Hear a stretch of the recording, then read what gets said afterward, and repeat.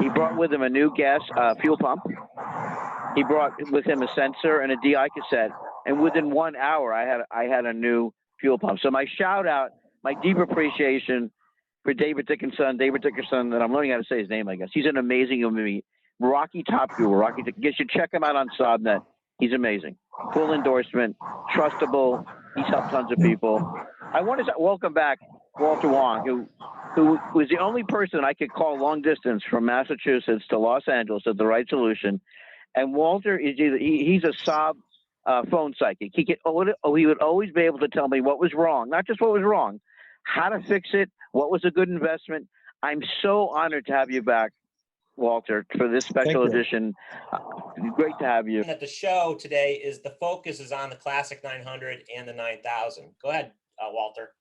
First of all, I want to give my respect to Jack, because about 6 or 7 years ago, I have problems with a car here. The owner makes some kind of tuning, and over the phone, Jack helped me to put everything in the right way. So Jack, my respect to you. You helped me on a very tough moment when I tried to do something that do not have logical way to me, and you told me how the system worked. I can remember that, Jack. Hello? Yeah, no, that's I'm so happy. Jack's just a wonderful human being. I had a chance to not just talk to him off the air, but so many people around the country have such respect. He's just a wonderful human being. And I told Jack that I would totally support him in making this transition so he could have a very thriving business, tuning Saabs and getting back in the prosperity of things with Saabs. And I'm Glenn Brooks with the Saab and Driving Show. And listen, my enthusiasm for the 9000 is off the charts. I feel like it's one of the most. When I used to talk to you, Walter, you said to me at one point you would like to develop a platform to actually build this 9000s again. I was so excited. Do you remember saying that to me? Long time ago. So Walter, when you said that to me that was a vote of confidence that you really felt the 9000, and we'll get into the 900s. But the 9000, I just thought the 9000 was an awesome combination of sportiness and oh my God, I thought the 9000 was the ultimate recreational, classy, safe. I mean, everything about the 9000. Obviously, I love the 5-speed. What's your comments about? Let's start with the 9000. Your comments and why you felt the 9000 was kind of this. Why you're so passionate about it, and I love what we're going to get into today. Walter's going to help us own the 9000 and invest in it so we could have it, and invest the money in it so it'll last a long. We talked about nearly 400,000 miles. We mentioned that before, just under 400,000 miles. I'm excited, Walter. Why don't you introduce people to the 9000 the way you know and love it?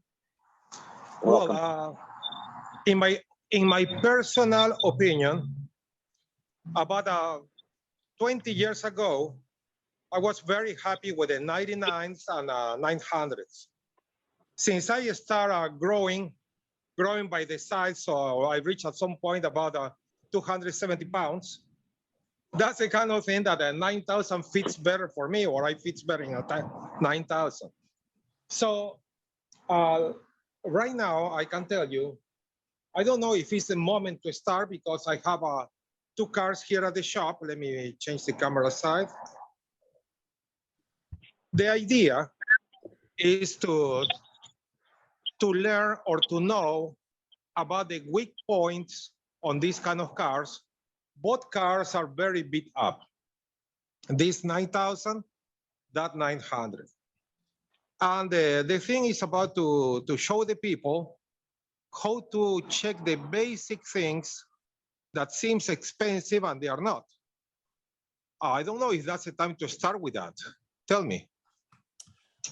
So Walter, yeah, why don't you go? So I think, why don't you go ahead and spend a few minutes on this, and then we'll take a quick break and we'll ask people for a few owner questions that maybe they have brought with them. So why don't you go ahead for the next 5 minutes or about that. Okay, you will need to stop me because I'm not going to take care of the time, please. Okay, I'll take care of it then. Okay, so first of all, we have a $375 9000 Aero from the year 95.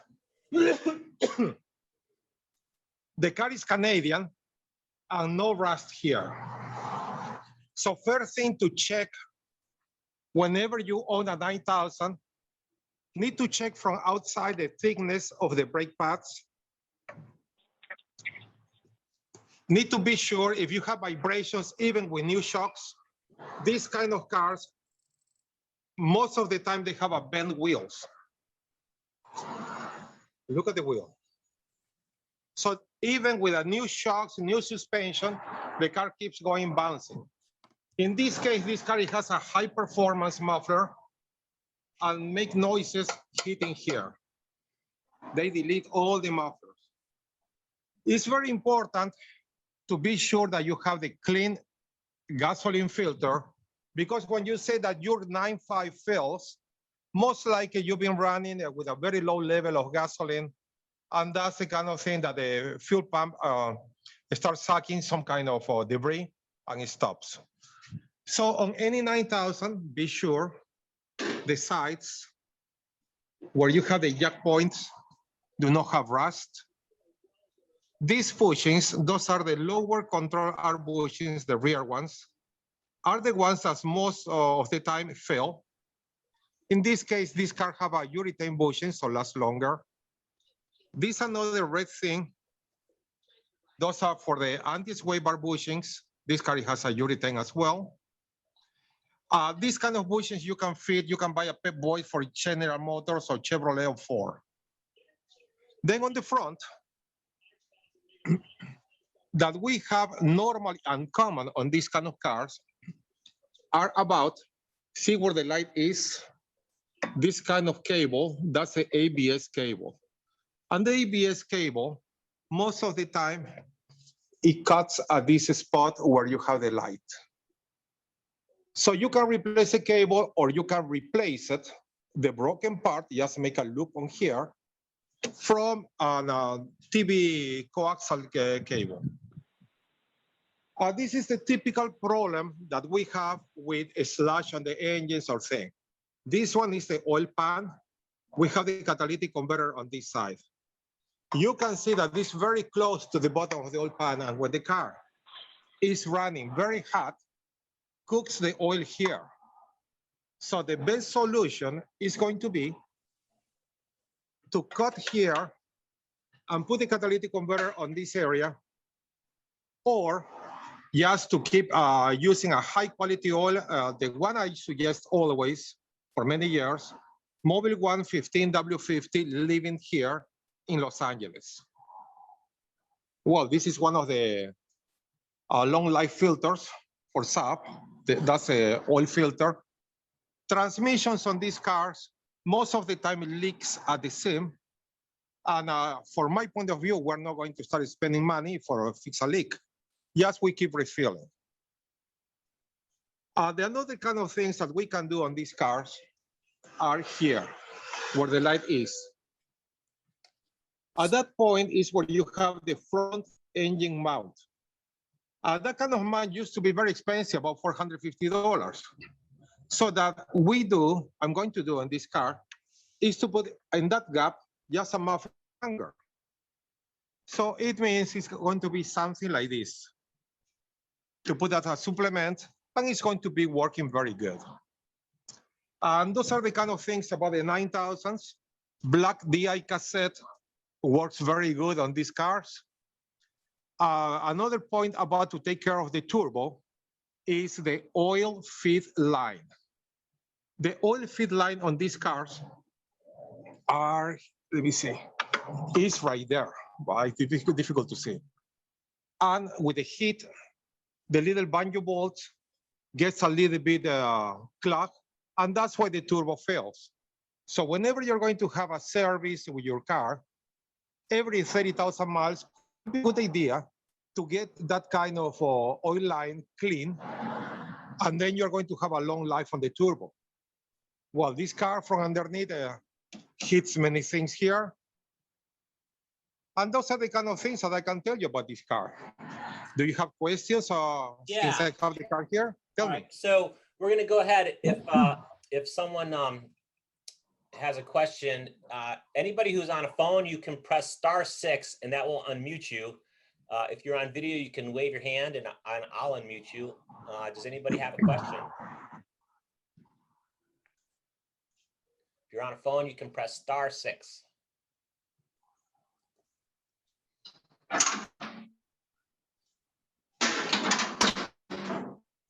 Questions? Not yet? There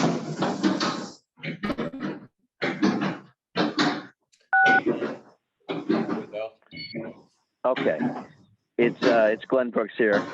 So Walter, in terms of the 9000, some people think the parts aren't available. Some people think they're available.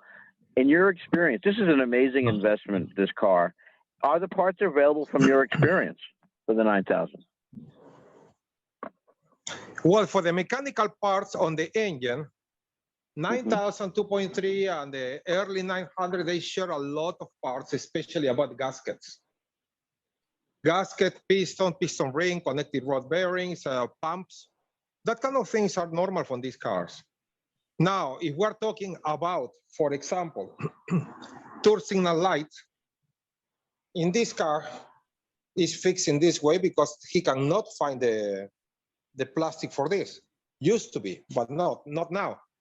I don't know about, I've been more than 3 years outside the United States. About cosmetic parts, maybe it's going to be difficult to find it. Mechanical parts, they are available. High quality, available. And it's not difficult to fix or to keep running a car like this. Do you have another question?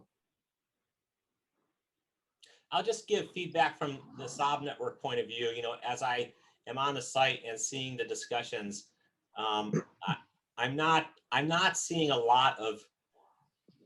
I think if there was really trouble getting parts, I would start to notice it, and I would start to see people talking about it. There are specific parts for specific models. I see complaints about the new generation 9.5 parts. Some parts for that car being impossible to obtain, like trim parts and like light parts that Walter mentioned. I know. Let's see. Todd has a question. Let me get Todd unmuted. I see if he can do that.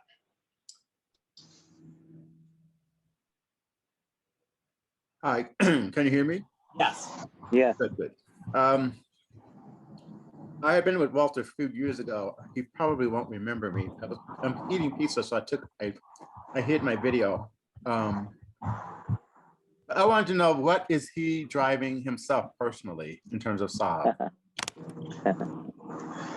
Driving here in Los Angeles or driving in Peru? Either one. Okay, in Peru, I have a Subaru Outback 96 2.5. And my favorite to drive over there for the Peruvian roads is my Datsun 70. It's a 510 station wagon. All right, cool. Those are the kind of cars that I drive over there. Gotcha. Okay. Over here in Los Angeles, whatever my sons lend me. Okay. Walter, when you were heading up Right Solution, what was your favorite Saab to drive? Oh, my favorite was the 99 and the 95, the station wagon. So Saab 99 and the Saab model 95 station wagon. That's correct. The 95 is a kind of car that was rescued from the junkyard. Right. That car, a friend many years ago, more than 12 years ago, one of my customers told me, hey, they're going to putting out a 95 in San Diego to send to the junkyard. I said, well, 95 was a very nice car. I said, no way. So I've been in contact with the person, and they call it 95, and it was a 95. And the reason why they want to cut or to chop the car is because the car was sitting at the bottom of the garage on the patio. Neighbors built everything and they could not take out the car. So they must chop the car in order to dispose of. At night, about 2 in the morning, I remember. My wife told me if I'm crazy to call the guy at that time. I have a vision about to remove the fence from one of the neighbors and to push the car through there to the street and to put the fence back. So the car was free for me and was about $280 to remove and reinstall the fence. That was the classic hippie car that you can see many places. When the car arrived to the garage, to the shop here, that was the first time in my marriage that I have to sleep in the shop because she was very upset to me for the car condition. On the car came flies and that kind of things, spiders. So no one want to clean it. So I have to clean everything by myself, then rebuild the engine, put a 289 Ford Mustang pistons and things like that. And that's a fun car I've been running for a long time. Walter, just for the video recording, can you show us the cars that are in your lot right now again, the Saabs? Okay. That's the black convertible. It's a 9.3, I believe it's a 2005. This one is a 9.3, 2005, 2006. The one on the hoist here, the black one, I need to see if it's a real springtime in Sweden. The car is an 88. It has all the kind of thing, but it's very, very neglected. Was a farm bind, and I need to make it start because the car do not start now. It has all the spiders, all the kind of things, and that's the kind of thing that I want to show you as well. And this another is a Canadian 9.5. I believe it's 95. Actually, can I still 9,000? Can I still telling you the tricks about what to do? Because most of us were very afraid about 9,000 with TCS. Yeah, go ahead. Okay, if somebody has opportunity to see 9,000 with TCS, Jack and all the other mechanics, technicians, they're going to laugh at this. But this is the way how this car is running already for more than a year. We have one of the sensors here, complete disconnect. This kind of thing is the infamous throttle body. This kind of supplement, let me see the flashlight here. This kind of supplement is just a nut. The wire over there is a bicycle wire, so it's longer. And the car is running just with everything disconnected but the map. Look. So this car is running at 75 or 80% of the power. It has a problem, of course, with the radiator leak, with the coolant container, with the power steering. But as I'm telling you, it's a $350 car, $370 car. Yeah, can I jump for Walter? I'm going to jump in a second. So a number of years ago, we did a 4-part interview series with Walter, which is on the Saab Network YouTube channel. It's very interesting. And I just want to bring up that, and Walter, maybe you can talk about this just briefly. Walter has a philosophy in helping Saab owners maintain their cars and have them be reliable and safe for the least amount of money that you have to spend to do that. I mean, there's kind of two different philosophies. One is I want all genuine Saab parts in my car, and I'm willing to pay for it. And then the other way is I want my car to be reliable and safe, and I'd like it to do it economically. And one of Walter's philosophies is a way to do that. If you want to talk about that, Walter, go right ahead. Yes, that's the kind of thing that I call it Plan B. Actually, I'm living the Plan B. Right Solution, the name of Right Solution was because when you have a problem or something, I can try to give the right solution, and most of the time the solution is to do it on an inexpensive way. Not everybody who owns a Saab, they have plenty of money now. And a long time ago, neither. They have a lot of people who love the car, and they make sacrifices to keep the car running. And since I've been working in Latin America for the importer, remember that I was in charge of Latin America market. And I knew that the first owners, well, they pay for a car like this about $80,000. The windshield alone was over 1,000. So that's the kind of things ridiculous in Latin America. And people with this kind of cars, after 2 years, 3 years, they purchase the new one, and the old cars, the second-hand cars, stay orphans because nobody could afford the kind of things. And I saw that kind of market, especially because share the love for the brand, the love for the car. And until now, when I started in United States 25 years ago, actually start working on the streets as a mobile mechanic, because the way how I've been thinking, just to give the priorities to do the kind of things, the real necessary, then the another kind of things. On the place where I used to be working, they don't like that kind of way. They want just to do the service of 30,000 and sell whatever it needs. But that's not my way.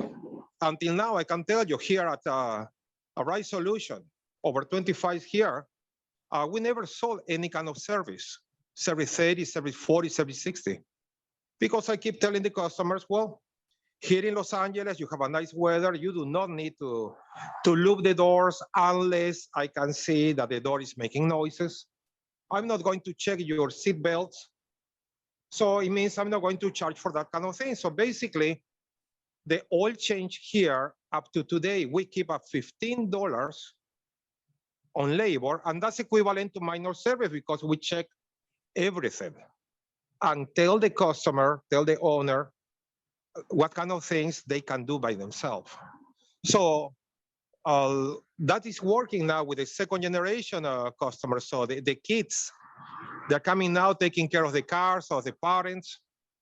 And I believe that's a way how I want to be treated. Actually, in Peru, it's a way how there is one small shop doing that kind of thing, and I'm helping them. Tell me. All right, Paul, we have a couple questions. I'm going to see if I can unmute people. Paul K, it should be asking you to unmute. Do you have a question about the right years for a sweet spot for 9,000?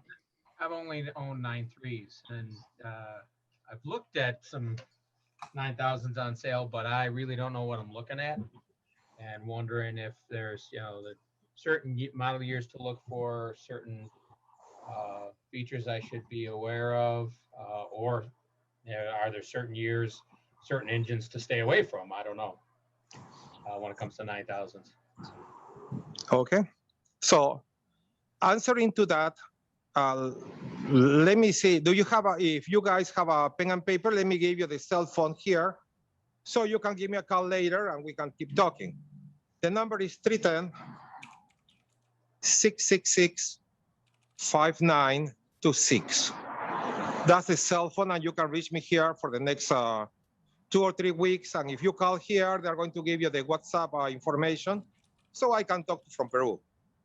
So Thank you. I know for sure there are some 9,000s beautiful cars with TCS, and to make the car running fine, not nice, as I telling you at 80% or something like that.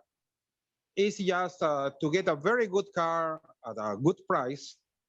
And I can guide you, I can tell you about what to do, similar to this one, if you can see here, to keep it running. Because the goal is to enjoy a nice car. It's not about to spend a lot of money. That's from my point of view. Check about the 9,000s. The important points on those, I don't know for which state you are. It could be rust points underneath. Here in California, we do not have any rust, at least in Los Angeles. Then you need to get a stethoscope, just a regular, inexpensive from Pep Boys or place like that. And you must check at this area. Look with the flashlight. See this bolt? See this another bolt? those are the places where you are going to hear if the balance shaft chain is making noises on that side. This is the coolant container, power steering container, that's the belt. So you need to listen on that place.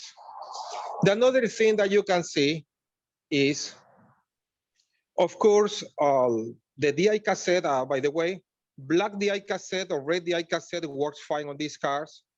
Just use the right type of spark plug, BCPR 6ES11.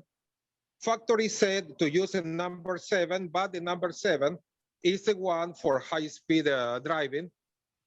And when the engine is a little bit older, the number 6 is harder spark plug, and the car runs very good, especially at low speed. So that you need to do is to check connections here. Be sure the radiator is good. So this car is at the final legs on the radiator, you can see, but it's running. You can check about the transmission, if it's automatic, check the fluid and smell. If it's a stick shift, pay attention when you press and release the clutch to see if you have noises on the system. Electrical system on these cars do not have problems like the early 900s where you have the fried wires or things like that. So those are the kind of things that I suggest you to check, especially about to drive the car at low speed. And when you are, if it's a stick shift in second gear, whenever you can release the clutch in second gear at very low speed, press the gas and see if do you have some kind of shutter or misfire, something like that, that could be about the DI cassette. On sub 9,000s and 900s, I suggest to use minimum a quarter of level of tank of gas because the tank is very big. Let me show you on this 900.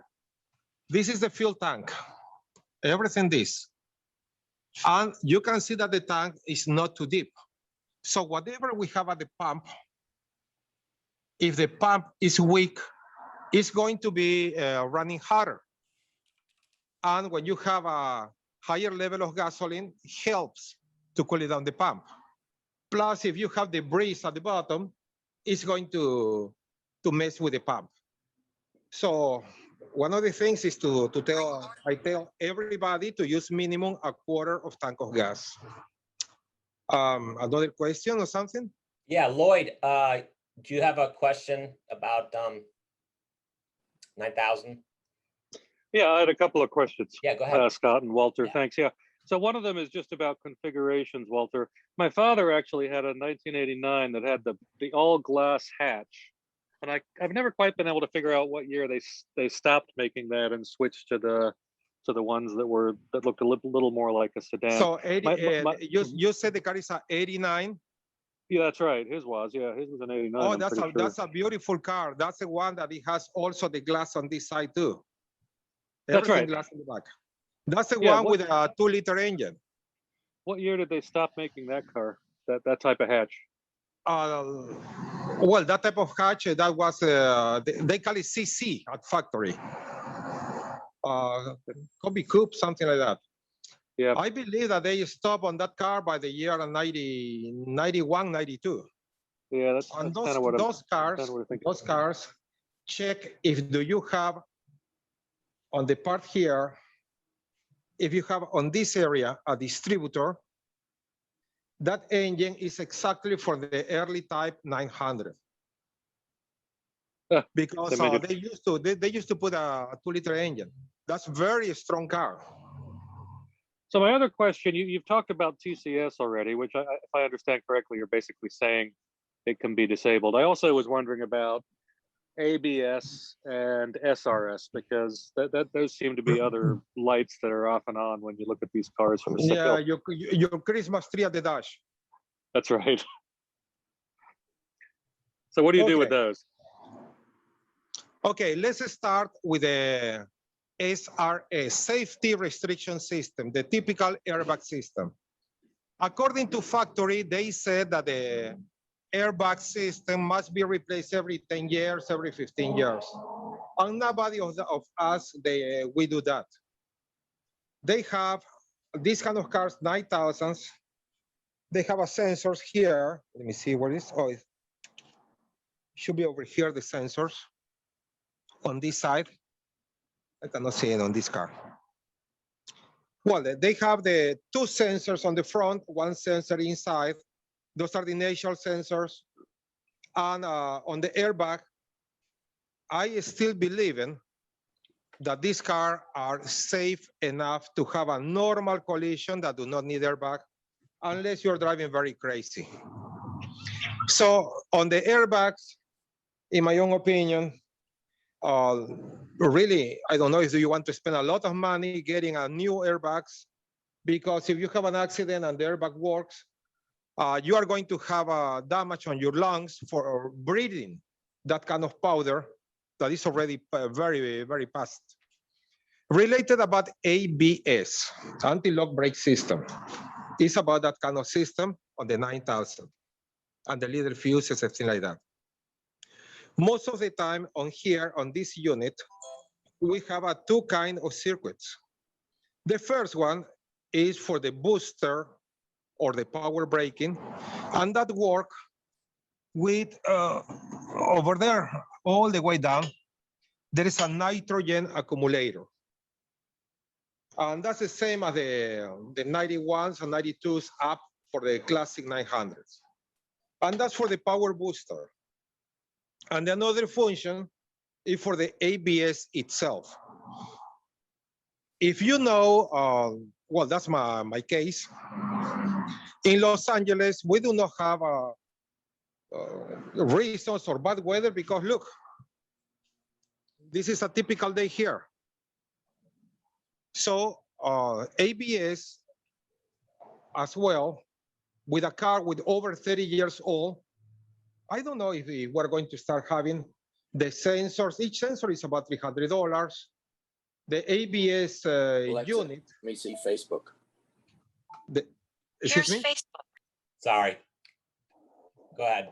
Okay, that kind of thing over there, the complete unit used to be 1,500, and that's a lot more than the car works. So if you have the function for the power braking, that's enough.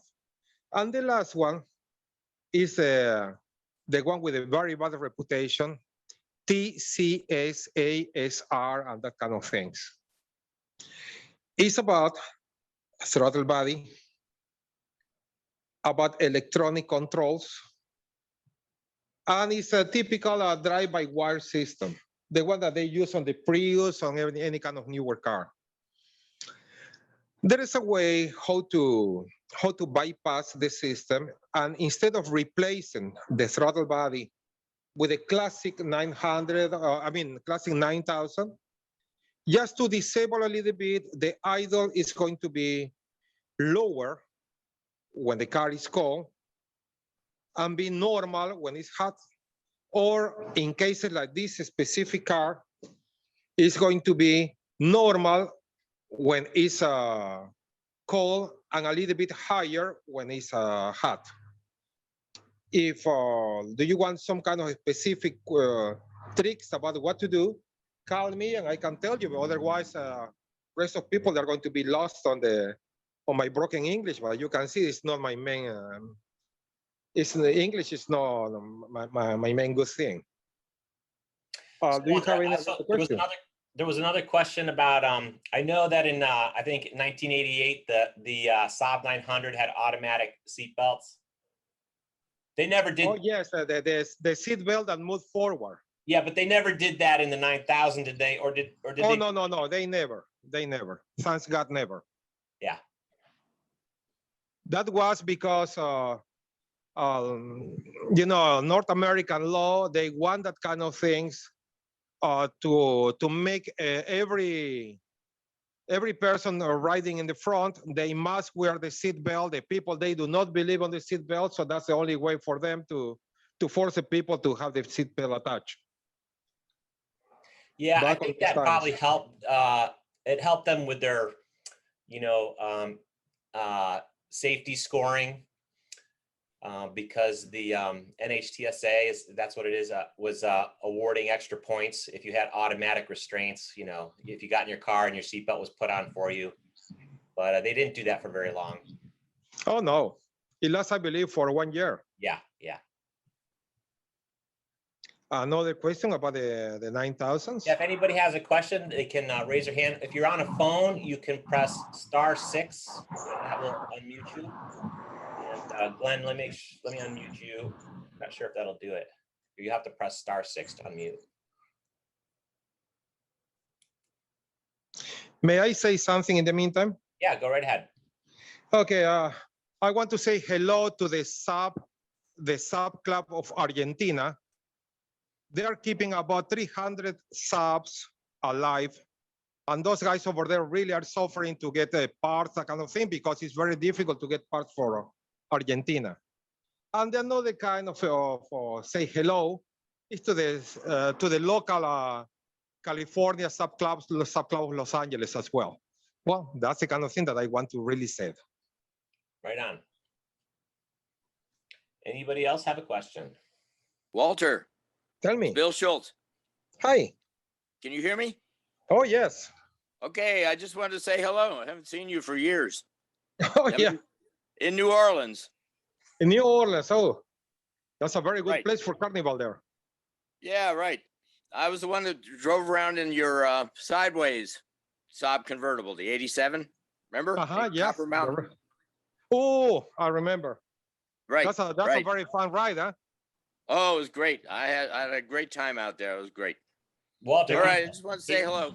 Can you tell people about that red? It was a red convertible, right? Yeah, Yes. 87. The one for the movie Sideways. And how did you get that car? I don't remember the year. That's from the time when I had my another shop, and I had a car. I had a car for sale that was a red convertible with a tan interior. So that was very strange to me that somebody came. They said, okay, they want to purchase the car for the price that I put over there. I believe over $3,000 at that time. They give me the check. I say deposit, and when the check is cash, just call them. And the check was the last name on the check was Payne, Payne. I did it. I called, and then when they pick up the car, and about 2 days later, they said if they can give it back the car. I said, well, it's a used car. And they told me that they need it for a movie, and they need a car with a dark interior. If I know how to paint the dark interior, and I told them no, it's going to be, you know, that it's going to kill everything inside. If I don't get another color, it's going to be. They told me they need a car very beat up. So I held them to put in connection with another silver with a black interior, you know, a dark gray. They purchased the car, they paint on the one they paint even the license plate, light bulbs, they paint everything because they save money in masking tape. So that's the real car that they use on the movie. And of course, yes, I give them the money back on the thing because I understood that they need it for work. Later, once they finished with the things, I saw the car on Hollywood Hills, and I purchased from them. And in the title and the registration, it said Sideways Productions. So I start. Once I got the car, yes, I start cleaning, trying to keep everything with the same condition, with a mishap cap. Yes, I repaired the suspension, steering, engine, that kind of things. And even on the windshield, on the A-pillar, they still had the leftover from the paint in the way how the movie starts. Remember that the car was on the street. It has some kind of key marks on the driver's side door where the lock was, like this. They have some key because part of the movie was the guy was so drunk he cannot open the door. And also inside the door panel and underneath the seats, there have been pieces of glass. The reason is because at the time when the naked guy came from the house, you know, where the secondary guy was in affair with a girl. So when the naked guy came into the car, he broke the window. And they do not put that kind of thing on the movie, but that's why the driver's side window was a little bit off position. I got a fixed ticket because the two lights here, I didn't notice the two lights being painted on red because they paint everything. They used 3 cars. That was the first one, the main car that they used for normal driving. The one for the accident was another. If you pay attention to the license plate, was different. And when they want to drive the car back to LA with the headlights hanging, the grill out of the position, and they just left the hood like this. And that car, it has a dent, very little dent on here, because they want to hit the hood or something like that in order to make it more the people believe about the accident. That's the kind of things that I can tell you about the car. Then I sold to the guy who wanted to do some wine tours over there, and that's when I lost the truck for the car. Hello? Was that a loaner car at your shop? Oh, yes. Yeah. Every one of my cars, at some point I had 22 cars, personal cars, all of them being loaner cars to the customers. I didn't have any kind of new car, nothing like that, just regular orphan cars that I keep purchasing the car when the car needs a complete engine. They cannot afford it. I purchase the car for $500. Then on free time at night, I repair the engine or something, I keep it running. That's the kind of things that I tell everybody to really enjoy a beat up car. I do not want to, of course, it's nice to have a beautiful car. I know because I used to have ones. At some point of my life, when I was a kid, for example, I used to remove the complete door panel to clean inside and then to put them back. That's the kind of way how I've been at some time.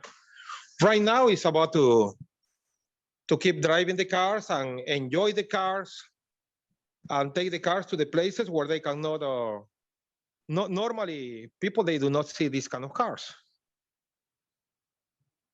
Something else? Anybody else have a question? If you're on a phone, you can press *6. Let me get Doug. Hang on a second here. Should ask you if you want to unmute Doug. Do I have time to show them? Hang on here. We have a question from Doug. Go ahead, Doug.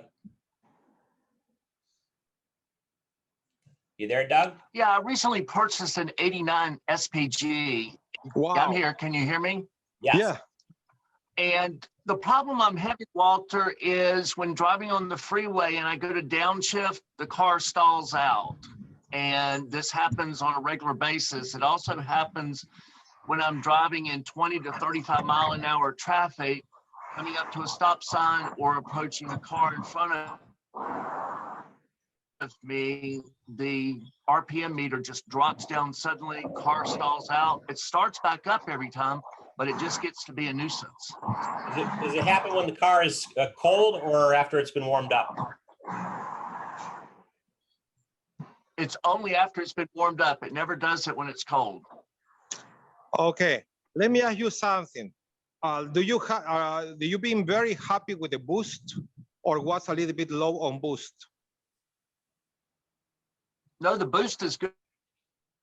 Okay, because the symptom that you described, that kind of, let me see where my flashlight is. I don't, oh, here is the flashlight. Let me show you about the kind of thing because it's a symptom that is very easy to check or to fix. That's on the 900. Let me tell you about the 9,000. Both share this valve. See this one? They call it Hooter valve. That's a turbo bypass valve. And you have a vacuum hose going to the intake manifold. Okay. When that kind of valve, the diaphragm is broken, it has a symptom.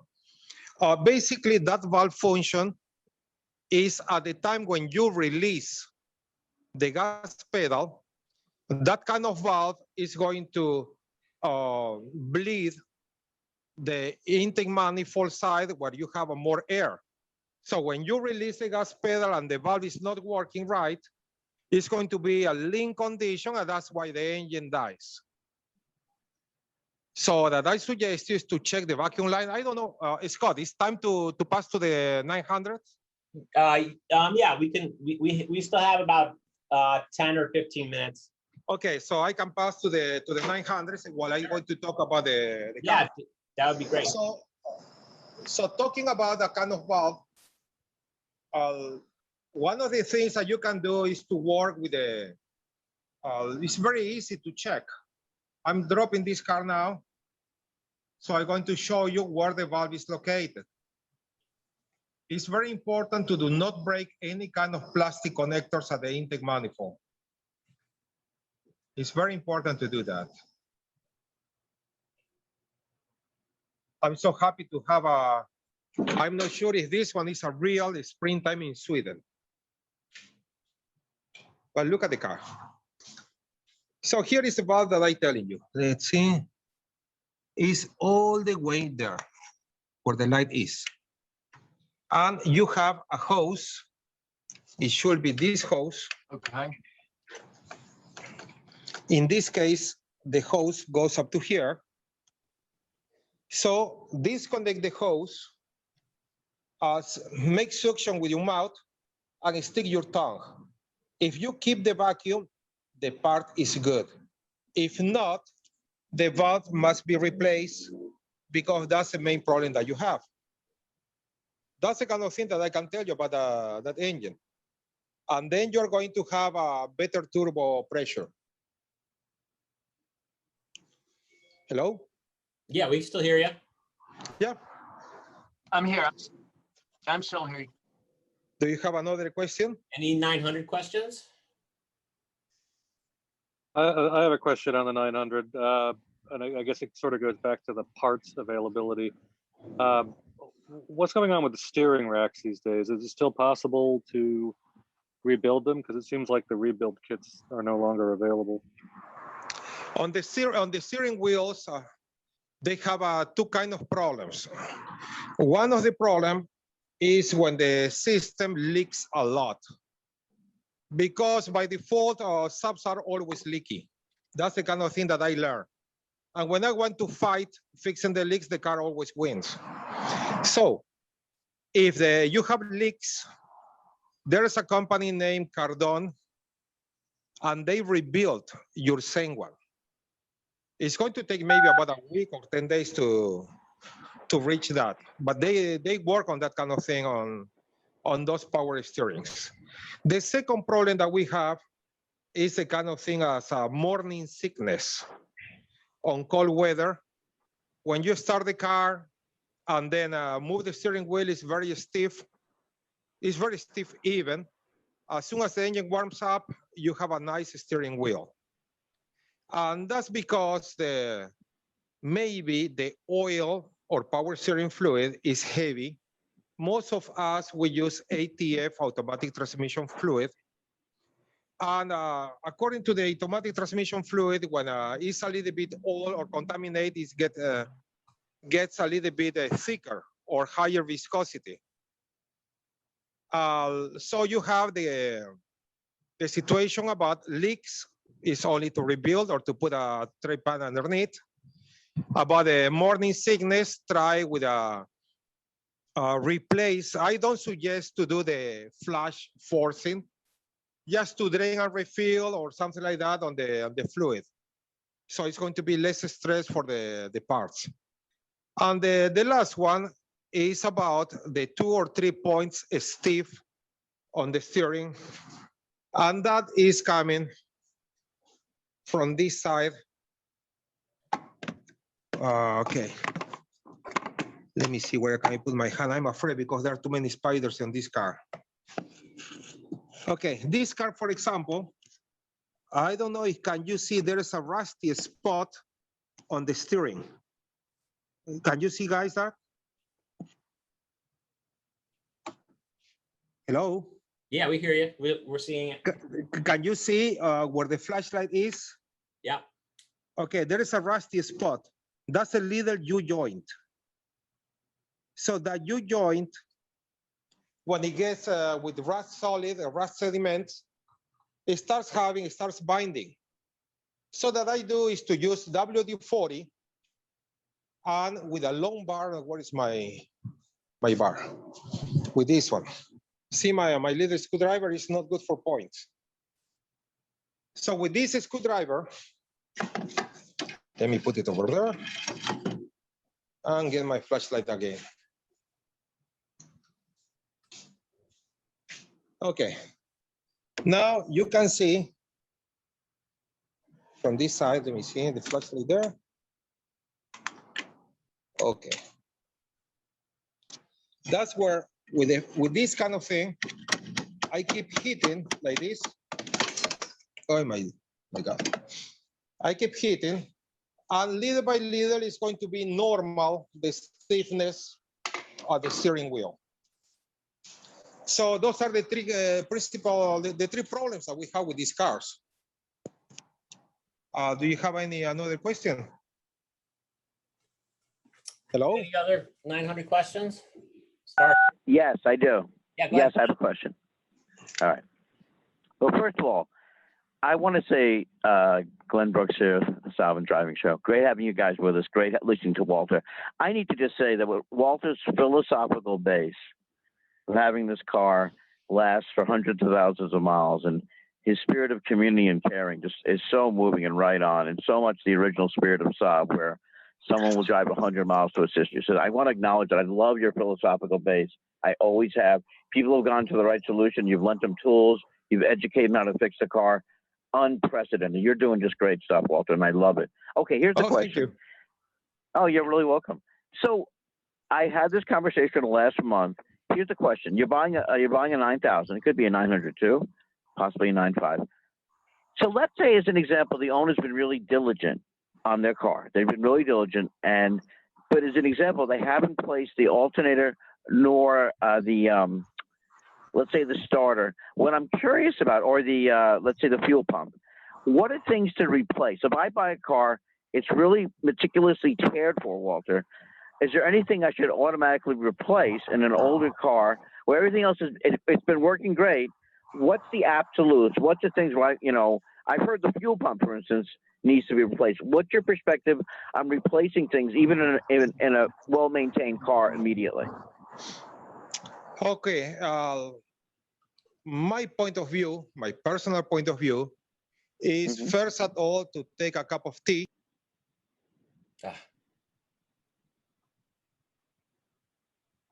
Sorry, I got No problem. got muted by accident. Walter, can you No press problem.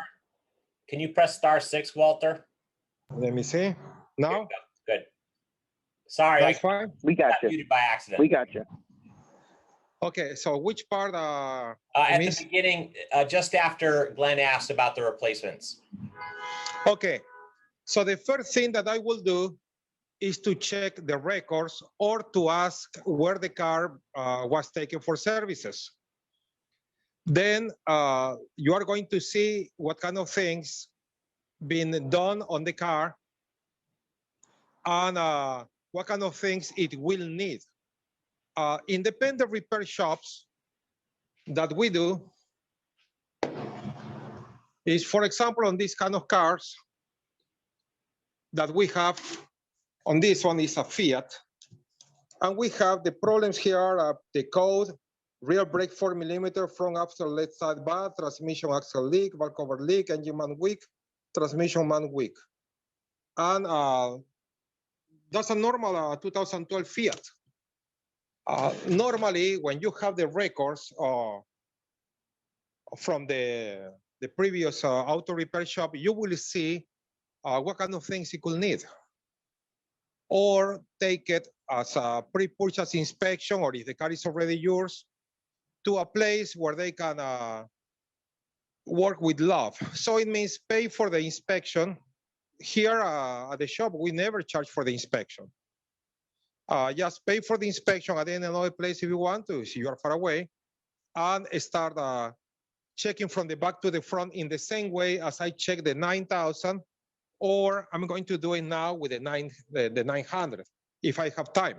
Yeah, go ahead, Walter. We'll run for another 5 minutes. Okay. So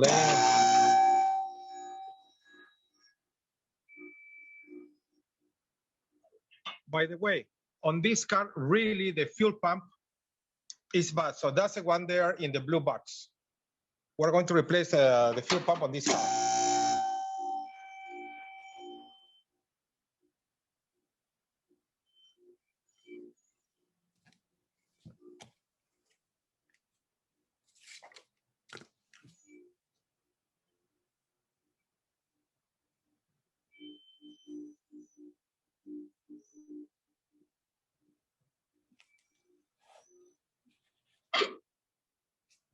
Okay, let's start about the typical inspection on this car. First of all, noises, rear muffler hanger, that's typical. Center muffler hangers, knocking here. And then that you can see by yourself on your own car is spin the wheel and press this. This one is the parking brake. So it's in working order. On this one, the same. It's very rusty, but it works. You have the fuel tank, this one.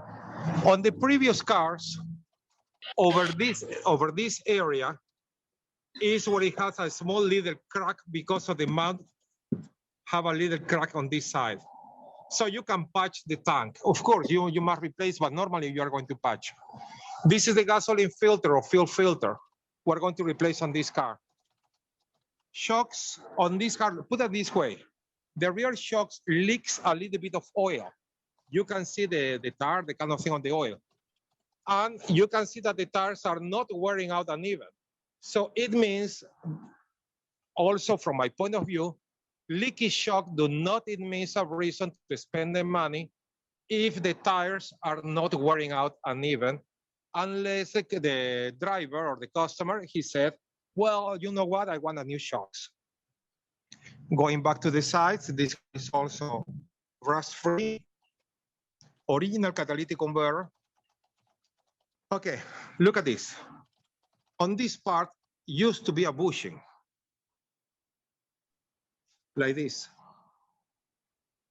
So those are the anti-sway bar bushings. On this car, they put a new shock bushings, and those are in bad condition.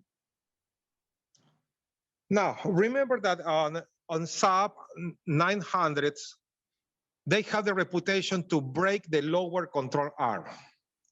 The only place where it breaks is here. Look at my finger. Look at the light, where the light is, right here. So that's a lower control arm, and that's on the rear arm, the one that goes with the shock. So brakes only on this part. That we do here is when the car arrived new to us, we just send to the muffler place and we put a small patch here. So never brakes, because that's the only part that it brakes, only in reverse with the steering wheel all the way to one side. Another kind of things on these apps is about the skid plate. You can see it's very, always keep touching here. So what you need to do is to look from the side and to be sure this part is not touching the transmission. On Saab's 900s automatic or 5-speed, we have at the front, we have this is a front transmission mount, and the upper part where the light is it should be a little rubber supplement. If the supplement is not there, the torque from the engine moves the transmission in this way, moving up and hit that, and sometimes breaks some kind of things on the on the chassis here. I saw in 2 cars, this part with a welding is broken.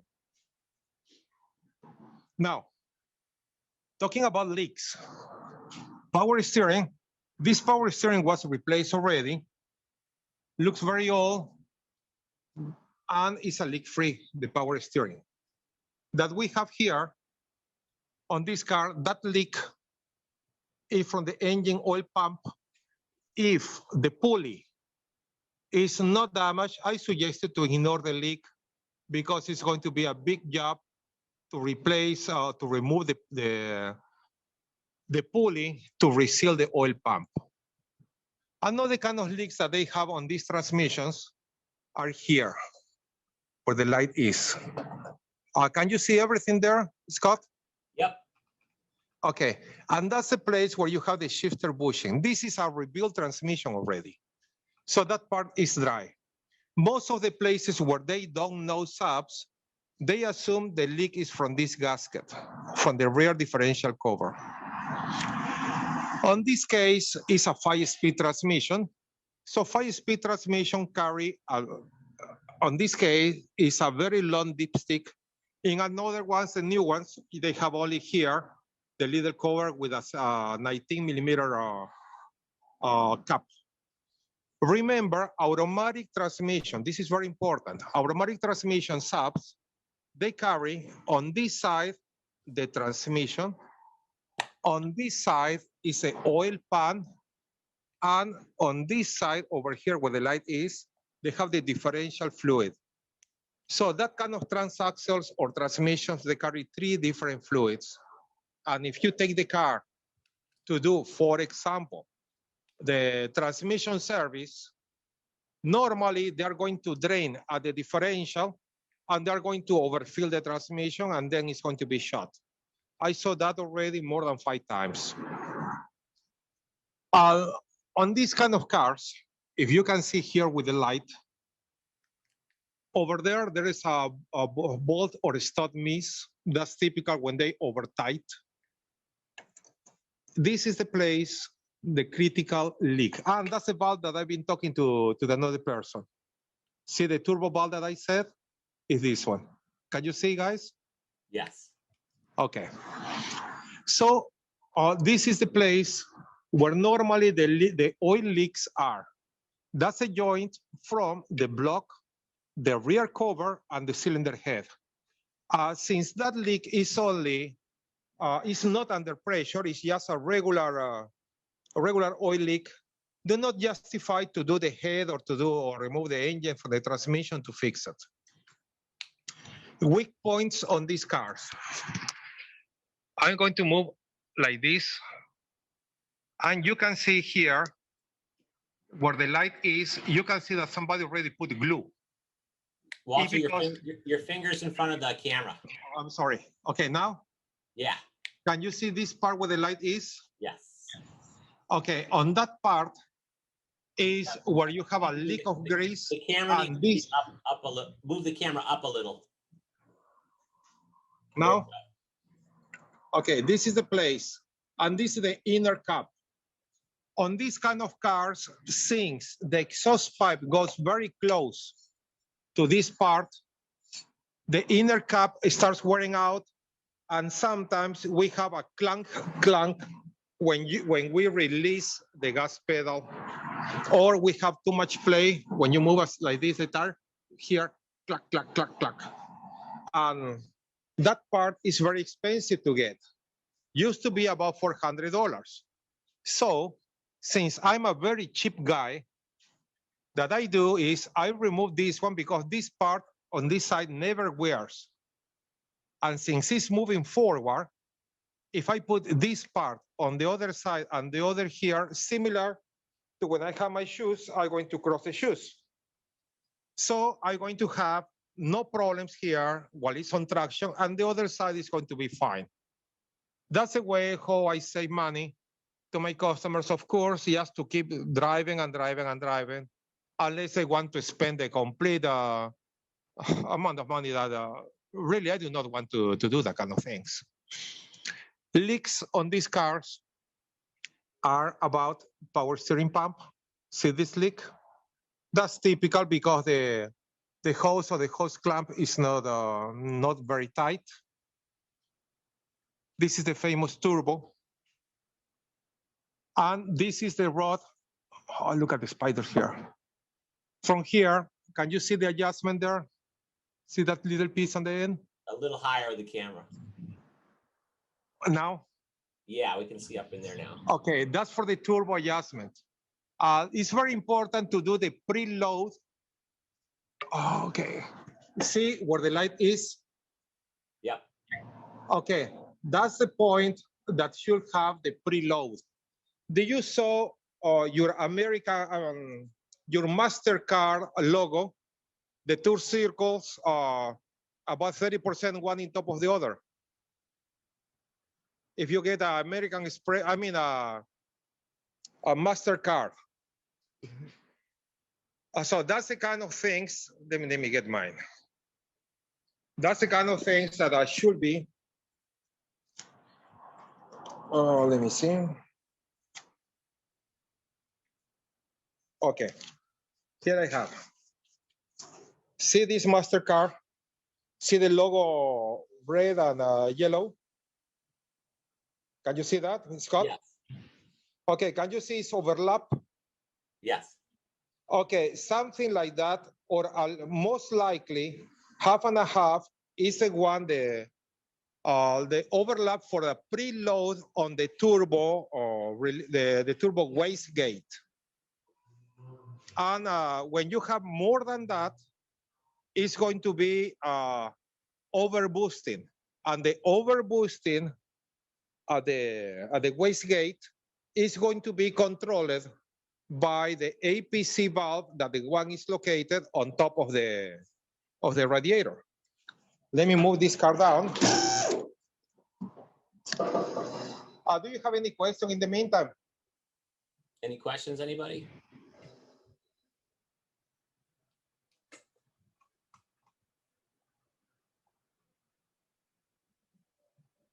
Yeah, I got a quick question.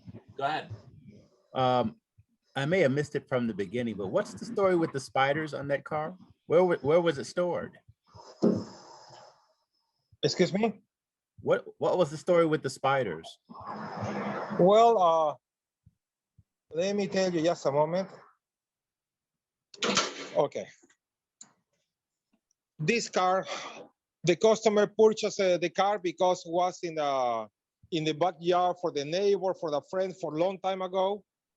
And he just purchased the car like that, in this condition. The car do not run.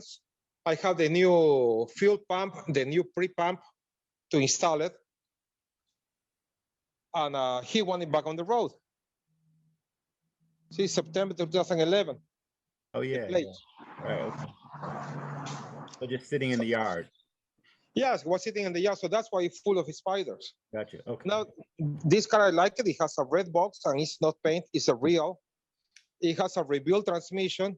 It has a rebuilt air mass meter. So I can see the previous owner took very good care of this car. So talking about the turbo boost. This is the APC valve. Can you see it? The yellow one next to the coil? Yeah. Okay, you have 3 hoses. One, atmospheric. Second, on the boost side. And the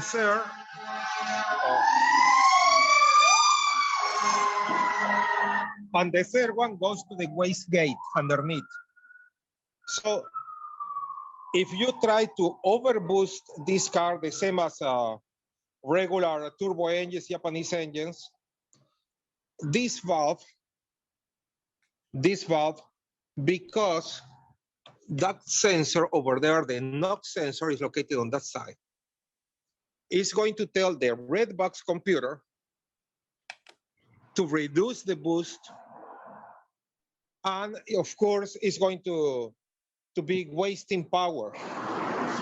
Because these kind of cars, whenever you have the turbo boost, the APC is adaptive, so it learns from you.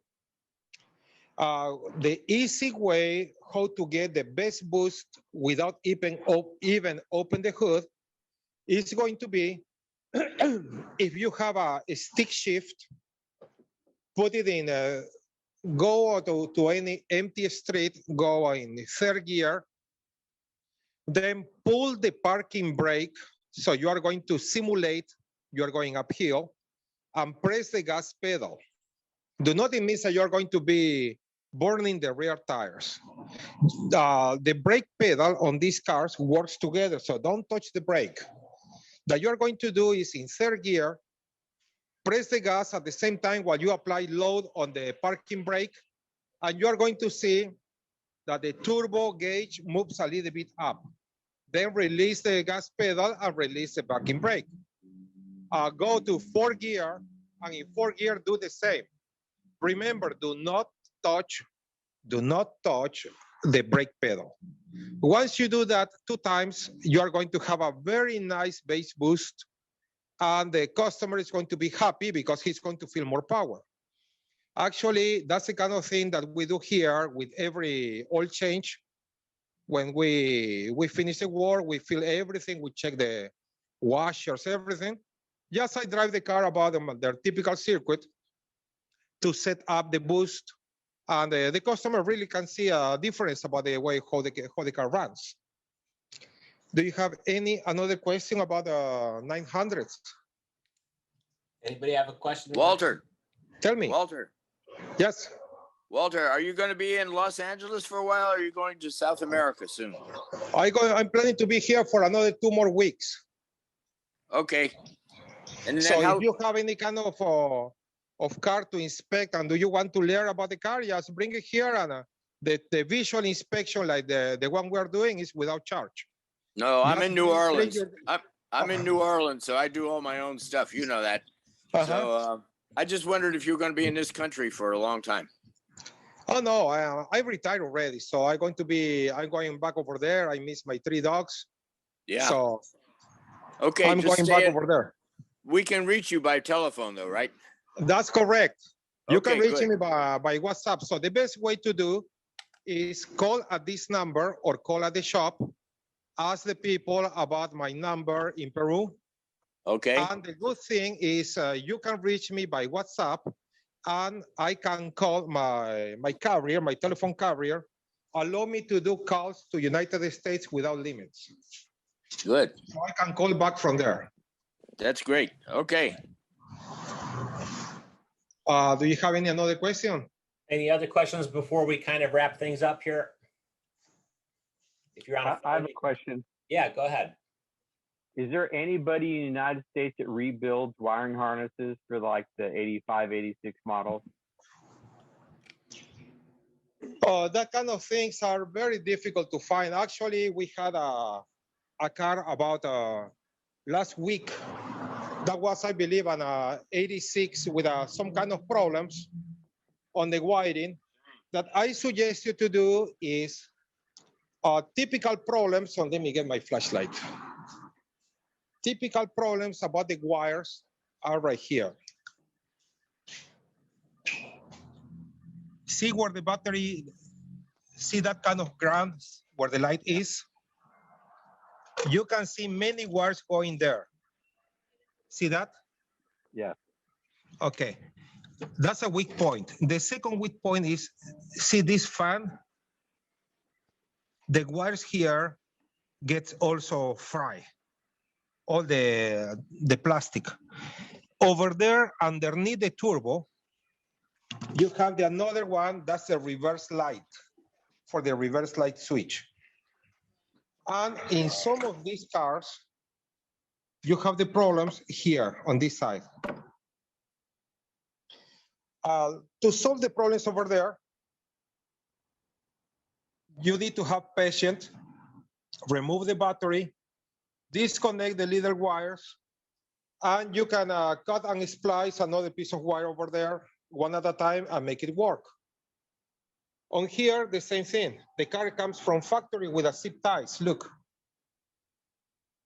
So remove these two bolts, remove the vacuum accumulator, and then you can work, you have a plenty of work area here. Another of these cars, they have problems with the wire at the distributor, that one. Be very careful because that part is very brittle and expensive to fix.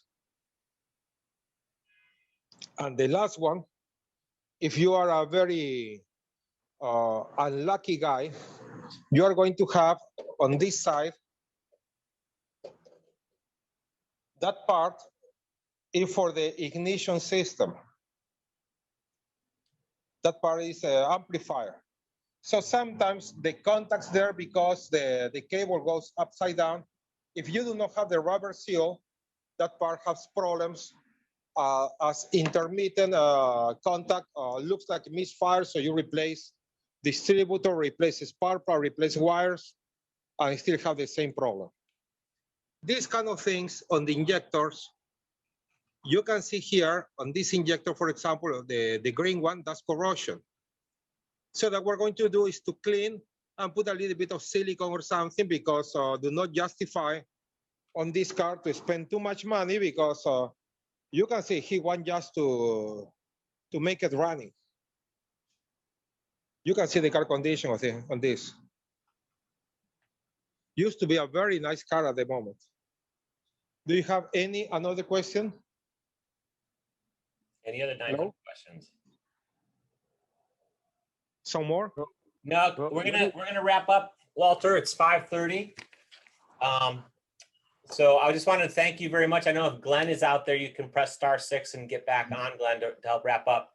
But I just wanted to mention that also as a resource for Classic 900 owners and 9,000 owners on the Saab board, saabnet.com, there's a bulletin board for each of those. You don't have to have an account or even register. You can post as a guest. There are many full site members on there too, and there's extra features for that, but you don't have to have that in order to post questions and answers on the site. So visit the Classic 900 bulletin board and the 9,000 bulletin board on the site, saabnet.com. Anybody else have anything last things to say? All right. Well, I'm going to thank you so much, Walter, for being here. It was a privilege to have you on the show and to have you back in the United States for a little while. I know I've been able to communicate with you a bit while you've been in Peru, and I was so glad to be able to schedule a show and have you on. Walter's four-part interview series is on the Saab Network YouTube channel, and it's you know, if you thought this was a lot of good information, it's just jam-packed with a lot of great Saab information as well. So check those out. Thank you everybody for coming, and we'll schedule another one of these for around the end of summer. Sounds good. Thank you. All right, thanks, Walter. Thank you, Walter. Appreciate it. Let's keep Have a good night. Have a good night. And as in Latin America, we said, un abrazo sabero. So it means like a big sub hug to everybody. Thank you. All right, thanks. Take care. Thank you. Take care. Bye. Bye.